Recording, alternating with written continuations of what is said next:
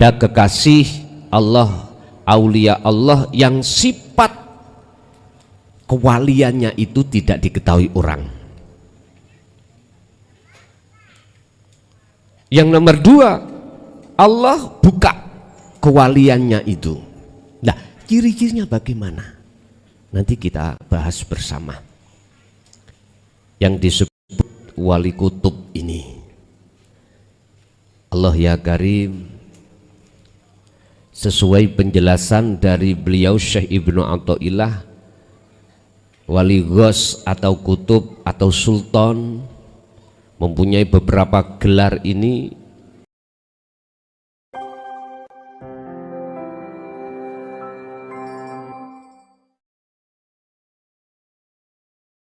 Para kekasih Allah itu ada yang ditutupi Allah, ada yang tidak. Berbicara terkait aulia, jamak dari wali, yang artinya hamba-hamba Allah yang dijadikan sebagai kekasihnya Allah. Radhiyallahu anhum wa radu anhu. Radhiyallahu anhum wa radu anhu. Antara dia dan Allah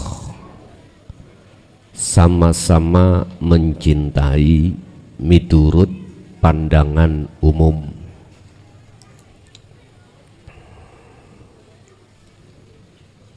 Siapakah yang dijadikan Allah sebagai kekasihnya? Dialah mereka yang Allah katakan di dalam surah Ali Imran ayat 31, Qul in kuntum tuhibbunallaha fattabi'uni yuhibbukumullah wa yaghfir lakum dzunubakum. Dialah mereka yang senantiasa mengikuti dan mengamalkan apa yang telah diajarkan oleh Kanjeng Nabi terhadapnya. Ajaran yang disampaikan oleh para rasul yang terkait masalah keesaan pada Allah cuman satu. Dari beberapa rasul, mulai Nabiullah Adam sampai Muhammad, hanya satu. Apakah itu Nabi Isa? Apakah Nabi Yusuf? Apakah Nabi Nuh dan lain sebagainya? Hanya satu, yaitu ani'budullaha wajtanibut tauhid.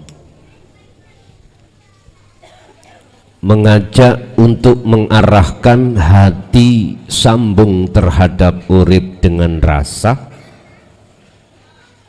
dan meninggalkan segala hal perkara-perkara yang berkenaan dengan ma siwallah.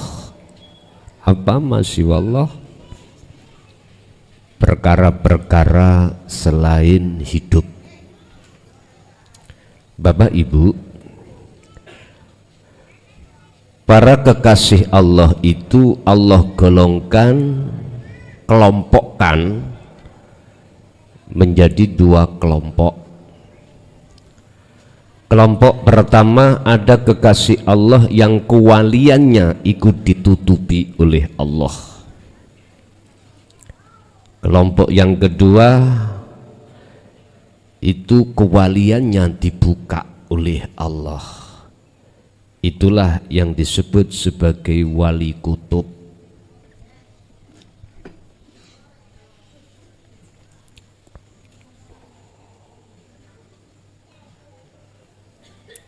Wali kutub atau sultan aulia, rajanya para wali. Apa makna kutub itu? Secara lugat adalah penyanggah, tiang, atau ghaus, al-ghaus, raja diraja, king of king, rajanya pira-pira, rajanya beberapa raja. Ciri daripada kekasih Allah atau aulia Allah sangat sederhana. Allah katakan dalam surah Yunus ayat 62-63. Ini secara rohaniyah, tapi secara jasmaniyah itu tergantung yang ditutupi atau yang dibuka. Nanti akan kita jelaskan di makalah Syekh Ibnu Athaillah 118.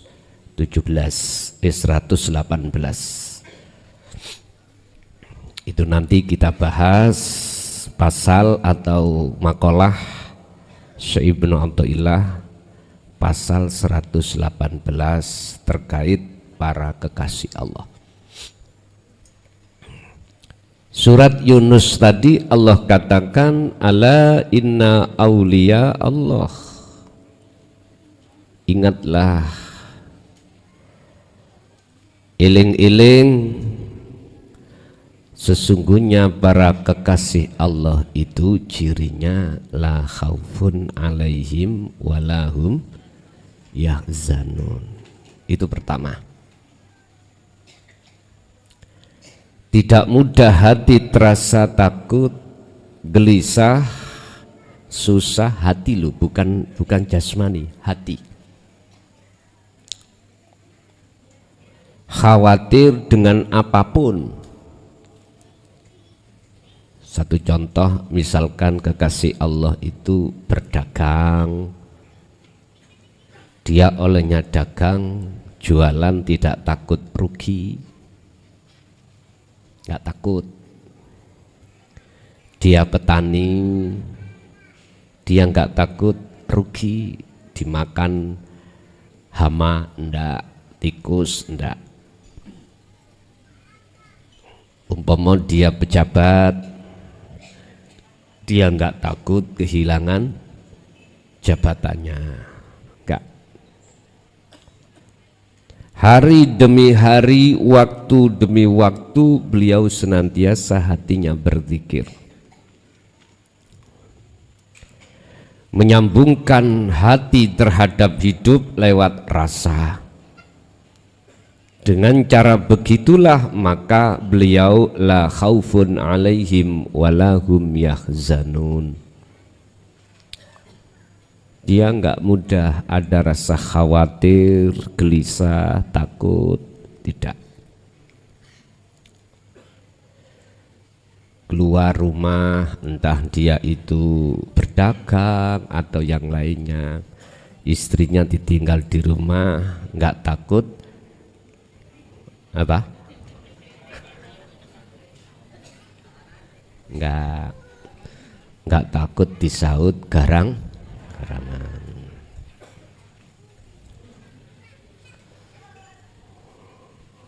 Karena beliau hatinya sibuk berzikir pada Allah. Urusan tentang kewalian ini juga bertingkat-tingkat, Pak Bu, bertingkat-tingkat. Ada yang fana, ada yang fanaul fana atau kamil, ada yang baqo. Alladzina amanu wa kanu yattaqun. Mereka jelas imannya sudah ihsan, Dimanapun dia berada, apapun sikon yang dia hadapi, hatinya terasa bahwasanya Allah itu dekat. Anta budallaha ka'annaka lahu taroh fa ilam taroh. Beliau kemana-mana selalu melihat wujudnya Allah. Ini pandangan umum loh Pak, pandangan umum. Nanti maksudnya pandangan khusus, yang memandang dan yang dipandang, mata untuk memandang itu sudah tiada. Maksud daripada bertemu itu di situ.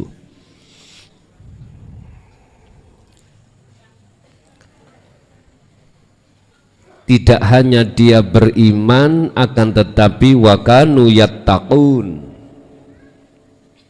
selalu ruhaniyahnya itu memandang wujudnya Allah.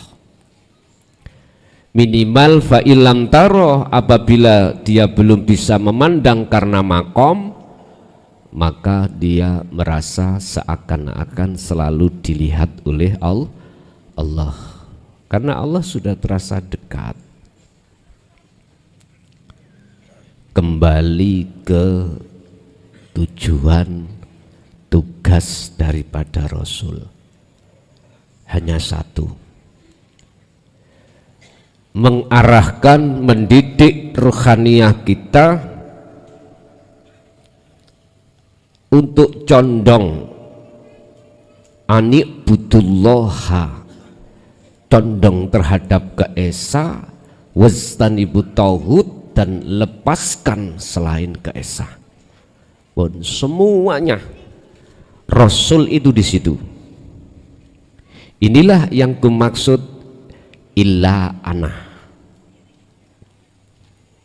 Semuanya. Bapak Ibu, siapakah yang pantas disebut sebagai penerus para utusan Allah yang disebut Rasulullah? Siapa? Yang dikatakan sebagai tabi'ina sholihin, dan atau siapakah yang pantas disebut zuriyah Rasul itu? Merekalah yang masuk di dalam satu ayat, wa ma arsalnaka illa rahmatan lil ngalamin, sebagai pentebar rahmat terhadap seluruh makhluk. Tidak memprovokasi, tidak saling menghina, enggak, tidak saling menghujat, enggak.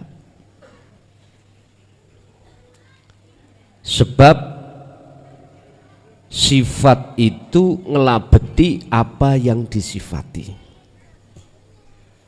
Pohon itu melabeti terhadap sifat buahnya. Kemarin sudah saya katakan,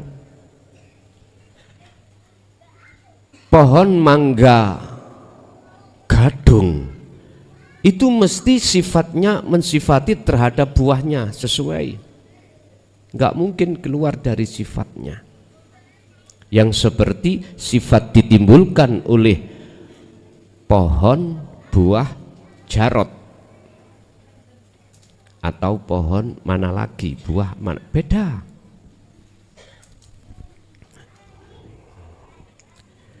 Sifat karakter Rasulullah itu ada 4 Pak. Sidik, fatonah, tablek, amanah. Yang pantas disebut sebagai zuriyah itu tidak keluar dari 4 ini.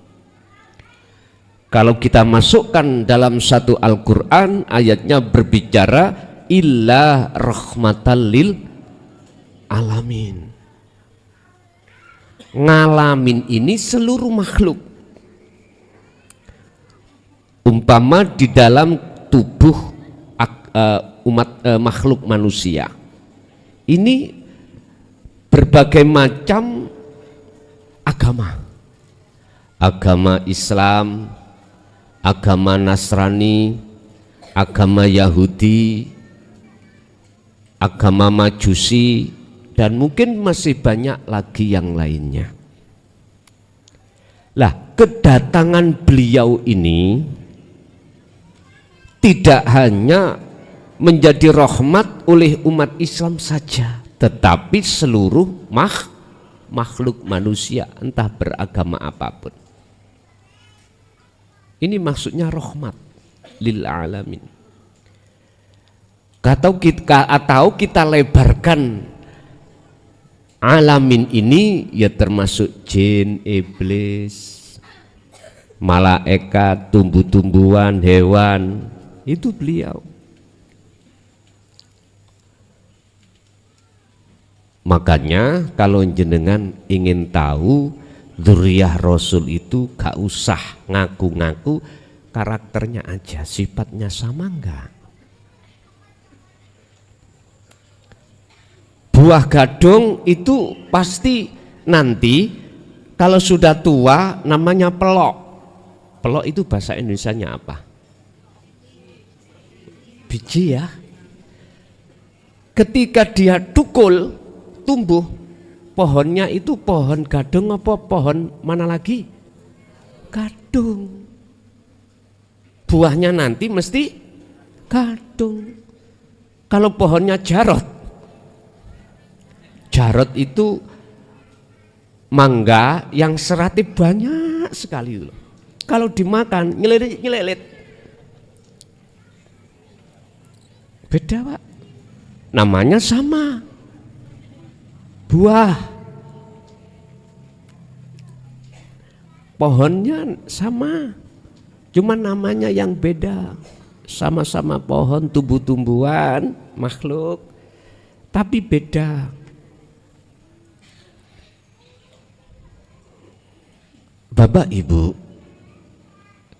para rasul ini melahirkan yang namanya aulia,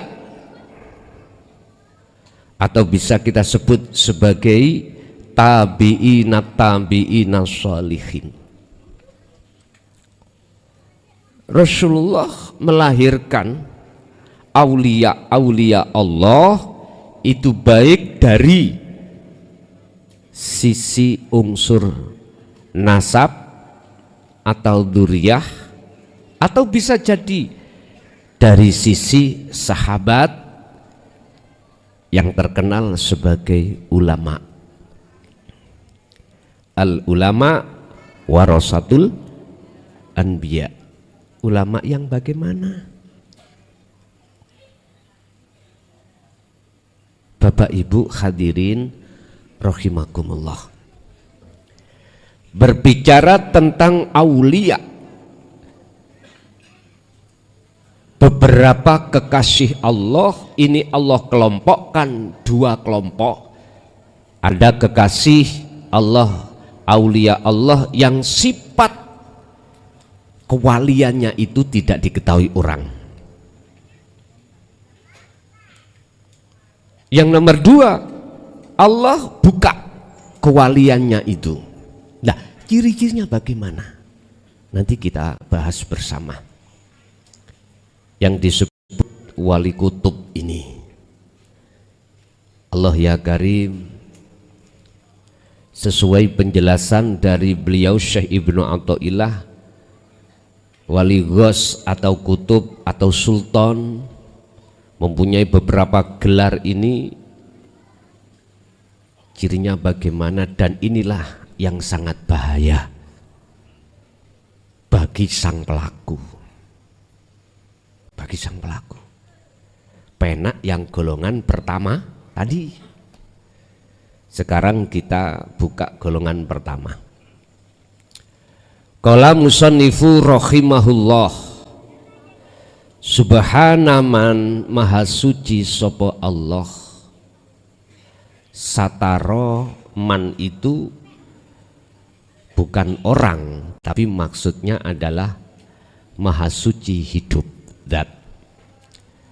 Satarol khususiyati, satarol khususiyah iki idofahnya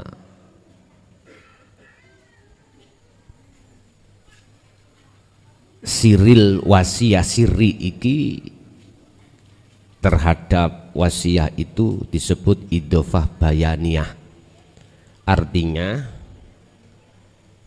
sirron ay sirron huwa al khususiyatu, artinya dia menyimpan sesuatu sebagai pelaku yang tidak diketahukan.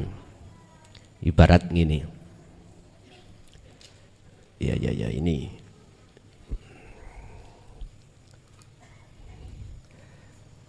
di dalam tangan saya, kan gak diketahukan.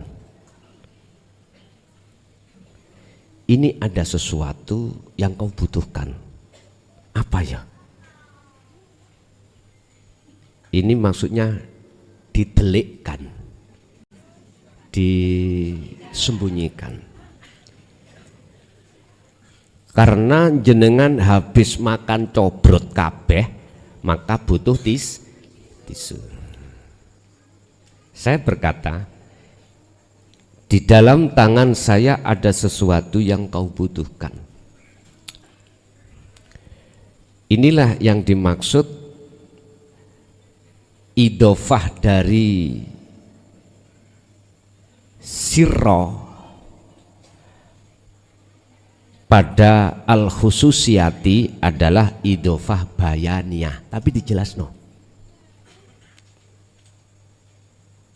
Akhirnya menjadi sirron, Allah menutupi, sataro kang nutupi sopo Allah sirron ing rahasianya, huwa utawi sir iku al khususiyatu, sifat khususnya tisu. Nah, gak paham kalau wis tuwek, wis dirungokno ae. Nanti tak omong iku maksudnya piye, ngeten Pak. Subhanaman maha suci hidup, sataro kang nutupi sopo Allah hidup, sirol khususiyati ing rahasiane sifat kuwaliane kawulane. Ditutupi dengan apa? Bidzuhuril basyariyati, kelawan nyatane sifat manusiawiyahnya. Mana? Gini Pak, rahasia kewaliane si A iku ditutupi Allah dengan cara sifat-sifat manusiawiyahnya supaya orang lain tidak tahu. Akhirnya si A tadi ya seperti pada umumnya masyarakat berkeluarga, nikah, bekerja menjadi pedagang, petani, pemulung, jual kayu, jual rosokan. Berbagai macam cara Allah menutupi kewaliannya, sehingga orang lain tidak tahu kalau itu kekasih Allah. Terus ciri daripada kekasih Allah itu yang bagaimana? Disebut kekasih Allah. Ciri ini sudah ada di dalam hati jenengan atau belum? Pertama, dia senantiasa atau selalu bahwasanya Allah, minimal Allah hidup terasa dekat. Ketika saat dia berdiri dalam hal apapun, duduk dalam hal apapun, duduk apa ada duduk yang remi. Tahu remi nggih? Duduk remi, duduk jualan, duduk apalah gitu. Kalau berdiri macam-macam, ada berdiri kerja, berdiri sholat, apapun itu. Dan atau dalam keadaan dia sakit, berbaring, berbaringnya sakit, apakah berbaringnya itu tidur, apakah berbaringnya mohon maaf,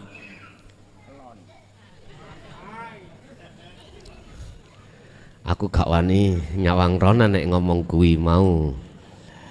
Wis pokoknya berbaring, ngoten. Selonjoran. Hatinya selalu minimal selalu bahwasanya Allah itu selalu bersamanya. Yang melayani bernafas, yang melayani mendengar suara, yang melayani melihat, yang melayani berkata apapun. Itu minimal. Lah, untuk menuju wilayah hati bahwasanya Allah terasa dekat, bukanya itu dia harus paham dan menerima sekaligus mengamalkan adzikru bisiril asror. Pun situ satu, itu cirinya. Yang kedua, seiring berjalannya waktu, dia selalu berzikir tersebut, maka yang ada, yang terjadi, yang nyata dalam pandangan hatinya selain Allah itu sudah tidak ada.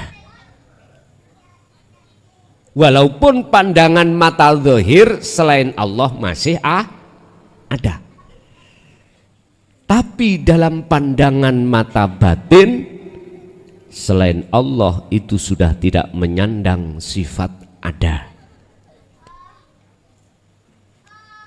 Seiring berjalannya waktu dia terus berzikir seperti ini, Bapak Ibu.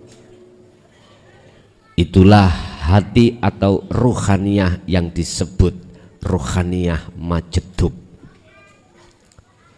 ruhaniyah yang edan, ruhaniyah yang gila hanya pada Allahnya. Secara otomatis apa yang disifatkan tanda-tanda kewalian Allah pada hambanya di dalam surat Yunus 6263 tadi pasti terjadi. La khaufun alaihim walahum yahzanun, dalam hal apapun, dalam hal apapun. Saya ini mati kapan ya? Udah nggak dipikir. Mati saiki, mati besok itu sudah tidak ada bedanya. La khaufun, tidak ada rasa gemeter tentang hal itu. Baik wali yang ditutup oleh Allah kewaliannya atau yang dibuka sama. Yang ditutup ini Bapak Ibu tidak akan pernah orang lain tahu, nggak ada orang lain tahu, karena Allah membungkus kewaliannya, ruhaniyahnya ini dengan sifat-sifat secara umum miturut manusia. Bahkan mohon maaf, kadang ditutup dengan perbuatan jelek. Yun sewu, dia perampok, dia penjudi, dia pemabuk, dia penjina. Tahu penjina?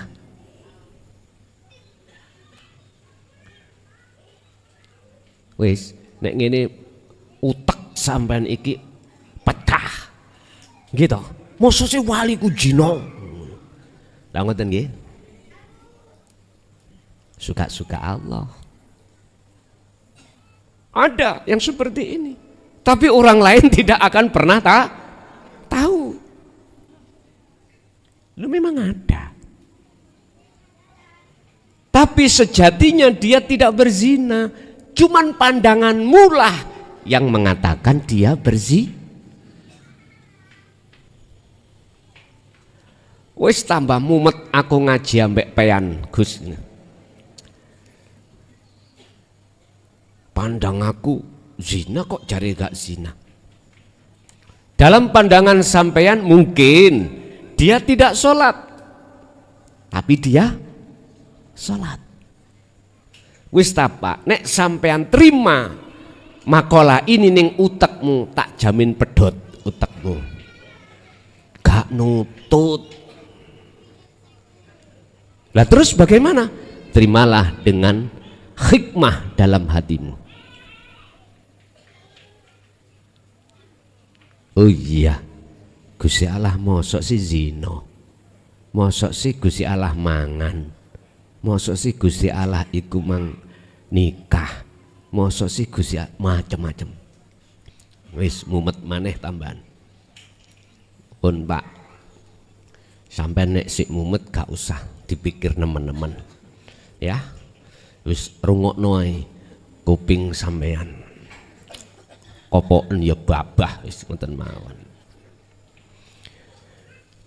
Cara Allah menutupi sifat khususnya hambanya yang dikehendaki wali itu berbagai cara.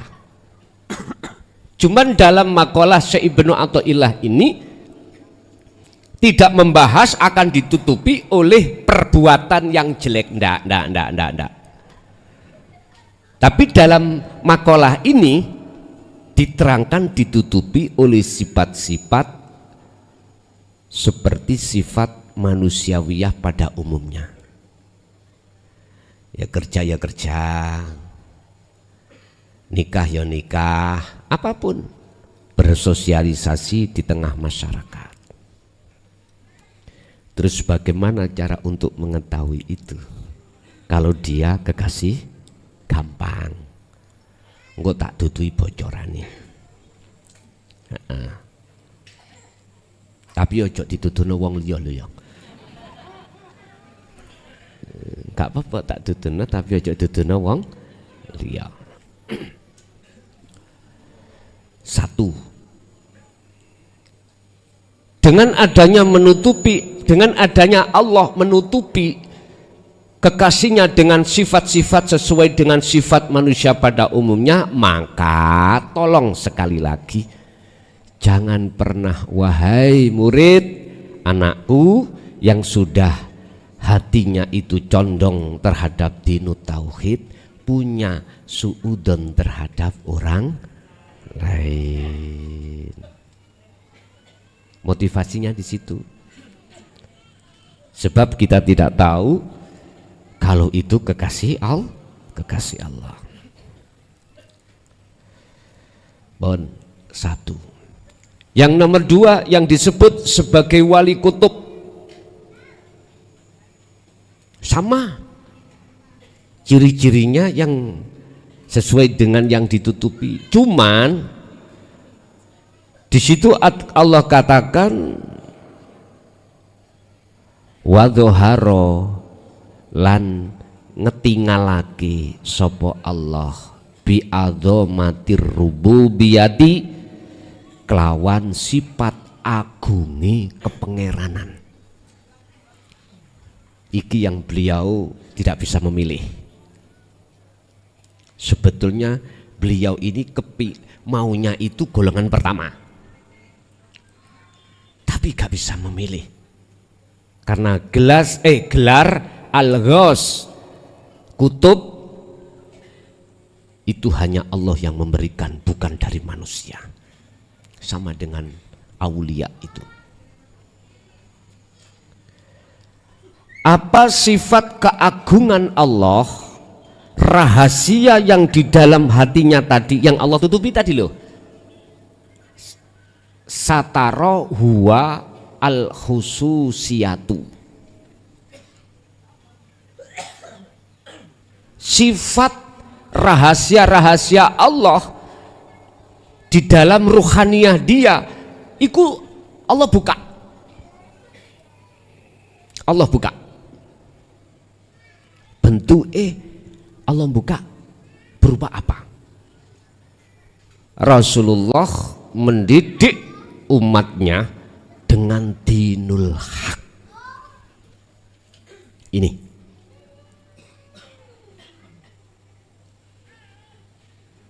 qad tabayyana rusdu minal ghai, ajaran untuk membebaskan ruhaniyah dari belenggunya hawa nafsu. Daqaiqul asrar, lembut-lembutir rahasiane ilmu tentang Allah itu dibuka, diajarkan di tengah umat masyarakat umum dengan maksud supaya hati atau ruhaniyah masyarakat umum dalam kurung umat supaya condong hatinya anik butullaha, condong ke ahad, condong ke esa, baik umat Islam, Nasrani, Hindu, Buddha, Majusi, semuanya umat.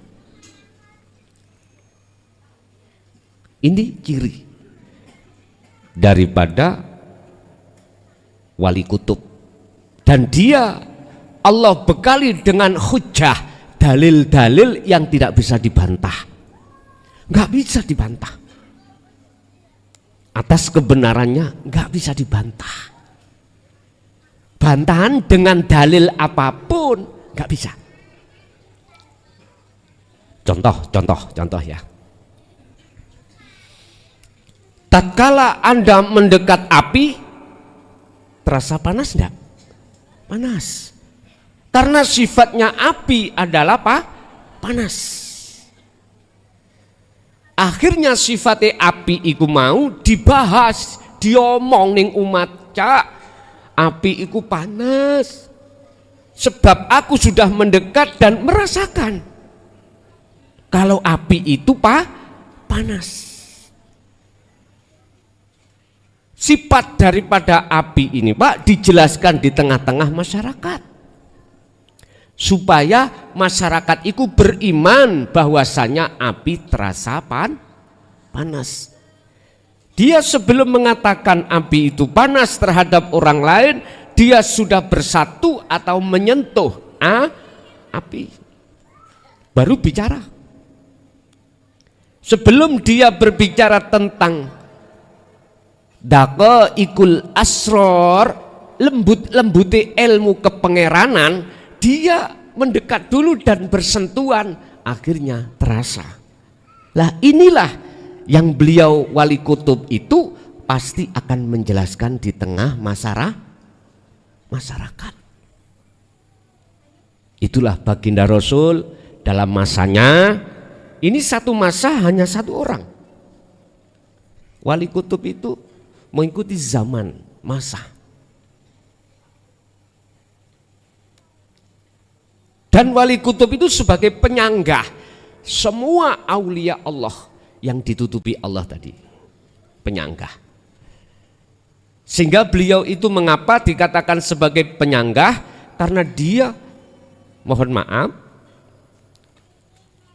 gak ngomong segudang, gak ada batasnya. Hujah atau dalil, yang dalil itu kebenarannya tidak bisa dibantah, nggak bisa. Bapak Ibu hadirin jamaah rahimakumullah, apa maksud dan tujuan beliau membuka rahasia Allah? Yang miturut makalah lain orang mengatakan nggak boleh rahasia Allah dibuka, nggak boleh. Tapi bagi wali kutub tersebut ya tidak apa-apa, karena dia diberikan gelar oleh Allah kewenangan untuk menyampaikannya sampai tujuannya itu berhasil. berhasil. Apa tujuannya? Menjadikan umat ini hatinya sudah tidak lagi buta kepada Allah. Titik ada di situ. Fi idharil ubudiyah, ing dalem nyatane sifat kumawulane dia pada Tuhannya. Artinya apa, Pak? Wali kutub itu di samping memegang hukum syariah juga merealisasikan syariatnya di tengah-tengah, hakikatnya di tengah-tengah syariat. Inilah wali kutub. Dan lebih bahaya ini untuk menjaga kemurnian dalam keesaan pada Tuhannya dibanding dengan yang ditutupi oleh Allah. Tapi dia tidak bisa memilih, nggak bisa memilih. Dan biasanya wali kutub itu umure gak dawa.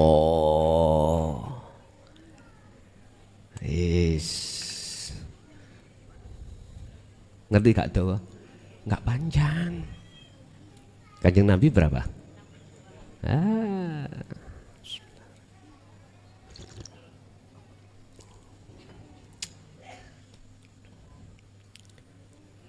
Makanya dikatakan hanya satu pada masanya. Tapi ini tidak akan habis. Walaupun dia meninggal, nanti ada penerusnya yang Allah pilih sebagai wali kutub. Wali kutub. Kalau secara ruhaniyah tidak jauh berbeda, tengere tandane iku waline Allah, nggak jauh berbeda. Cuman bagaimana cara Anda untuk mengetahui itu waline Allah? Mudah saja. Sampan pingin ruh wong iku melek, syaratnya jenengan kudu melek.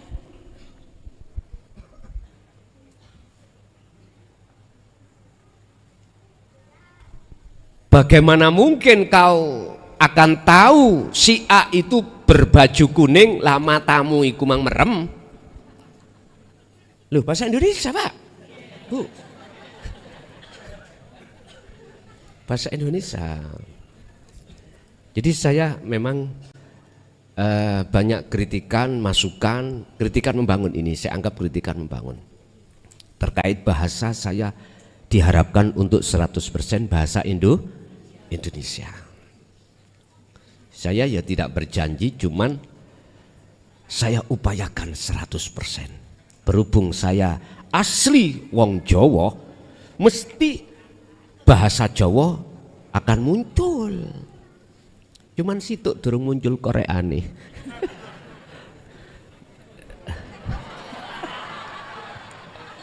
Ngapunten. Nggih ngapunten lewali niki wau kok mboten katut kekesak.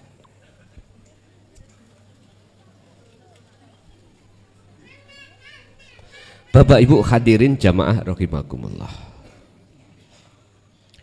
Sungguh berat di antara beberapa sultan aulia ini untuk menjaga biar gak muncul sifat takabur, riya, hasud. Itu sungguh berat beliau. Sungguh berat. Pun kembali kepada mata tadi. Artinya apa? Dikatakan aulia, mata hatinya beliau-beliau itu sudah tidak buta lagi dengan sejatinya Allah. Wujudnya Allah sudah tidak buta lagi. Tentang masalah pandangan mata hati terhadap Allah itu ada dua tahap, Pak, yang harus jenengan lewati. Tahapan pertama ilmu.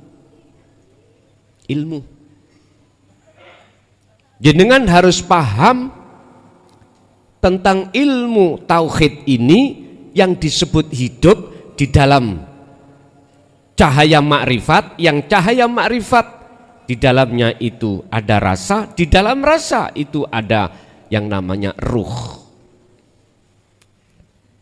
Ini jenengan harus paham dulu tentang ilmunya. Dan ini beliau Sultan Aulia, tugasnya menyampaikan. Walaupun resikonya dicaci dimaki, walau karihal musyrikun, beliau Rasulullah walaupun resikonya dibenci, dicaci, dihina, bahkan direncanakan untuk dibunuh, tapi tetap dia sampaikan. Dan itu memang lagunya harus dia terima. Lah menyampaikan laksana, menyampaikan sifat aslinya api terhadap orang lain. Menyampaikan sifat hakikatnya Allah yang disebut sebagai daqaiqul asrar.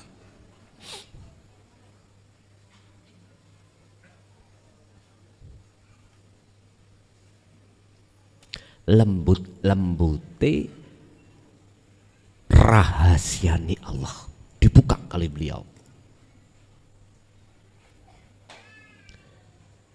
Mulai dari la ilaha illallah illa huwa illa anta illa ana, beliau buka.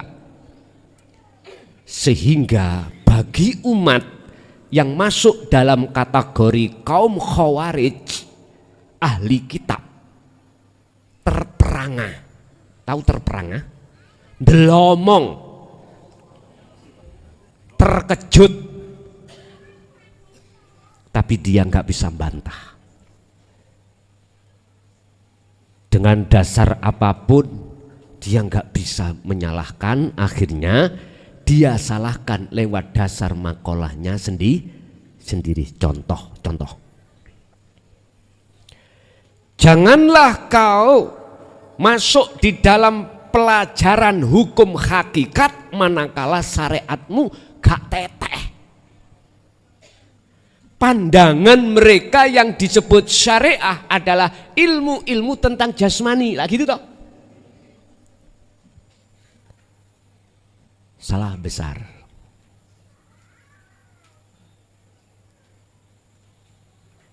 Menurut daqaiqul asrar, yang disebut syariah adalah ilmu yang masih sepanjang memahamkan ruhaniyahmu untuk memahami bahwasanya api itu panas, iku syariat. Artinya kui mau ketemu Allah kok nggak no ilmu tauhid, ikulah yang disebut asyariatu bila hakikat dolalah, tersesat. Itulah bukan ilmu syariat jasmani, bukan. Ilmu hakikat yang ada kaitannya dengan rohani itu disebut ilmu syariat. Itu syariat. Dan itulah yang dimaksud sebetulnya, tapi berhubung dia tidak pernah menyentuh api, maka daqaiqul asrar dia nggak paham. Akhirnya ngomong ilmu syariat itu maksudnya ya babakan sholati gimana, posone gimana, zakati ilmu, haji ini gimana, ilmu fikih gimana, hadis gimana, Qur'ani gimana, dohir iku yang mereka katakan. Padahal bukan itu. Memang benar.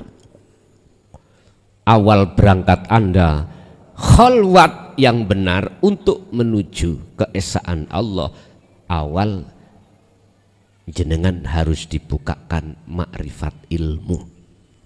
Berarti harus belajar.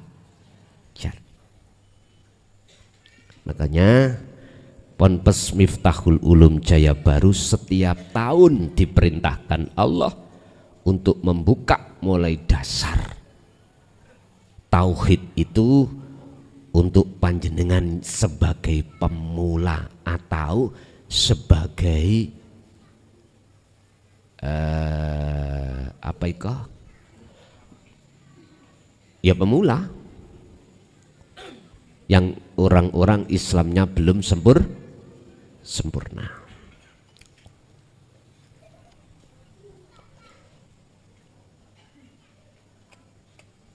Pertama, paham ilmu dulu, setelah itu disusul laku. Lah inilah akhirnya jenengan tutup dengan istiqomah, itulah kekasih Allah nantinya. Manakala dalam hatimu sudah terasa bahwasannya wujud Allah terasa dekat, masuk di dalam zona muraqabah. Ada dua, yang merasa dan yang dirasa. Setelah itu kedua-duanya hilang. Akhirnya dijawab dalam satu ayat, innani anallah, yaitu pun setempel teko ndukur langit diteleh ning dodo sampean mak tes. Kadang-kadang itu Allah isarohkan ketika jenengan kholwat, ada cahaya yang bukan nurullah tapi nur makrifat masuk di dalam dadamu. Tes, isaroh, udah langsung menggigillah kau. Artinya menggigil, semua apapun yang bersarang di dalam hatimu, rasa susah, gelisah, takut, apapun, saat itu juga langsung hilang. Itulah yang Allah katakan di dalam surat Ibrahim ayat 5, walaqad arsalna Musa bi ayatina an akhrij qaumaka minadz-dzulumati ilan nur. Sungguh betul-betul saya perintahkan, ingsun aku Allah merintahkan terhadap Musa. Musa iki kinayah.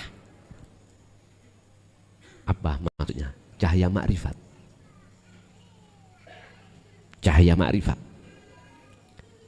Bi ayatina, dengan membawa beberapa wahyu,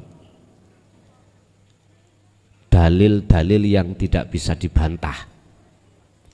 Apa? Kefahaman hatimu di dalam setiap ayat, baik yang tertulis ataupun tercipta, dengan ayat yang tersirat. Tersirat inilah Pak yang kusebut daqaiqul asror. Ini lembut-lembute rahasiane ilmu tentang Allah, yang itu tujuannya an akhrij qaumaka, untuk mengeluarkan ruhaniyahmu, ruhaniyah yang tadinya minadz-dzulumat, gelap terhadap Allah, ila nur, padang terhadap Allah. Makanya stempel itu kadang-kadang Allah isarohkan lewat cahaya yang menatap di dalam dadamu. Saat itu juga apa yang ada di dalam hatimu, gelisah disebabkan bla bla bla, susah bla bla bla, khawatir bla bla bla bla, ketakutan bla bla bla bla, saat itu juga langsung hilang.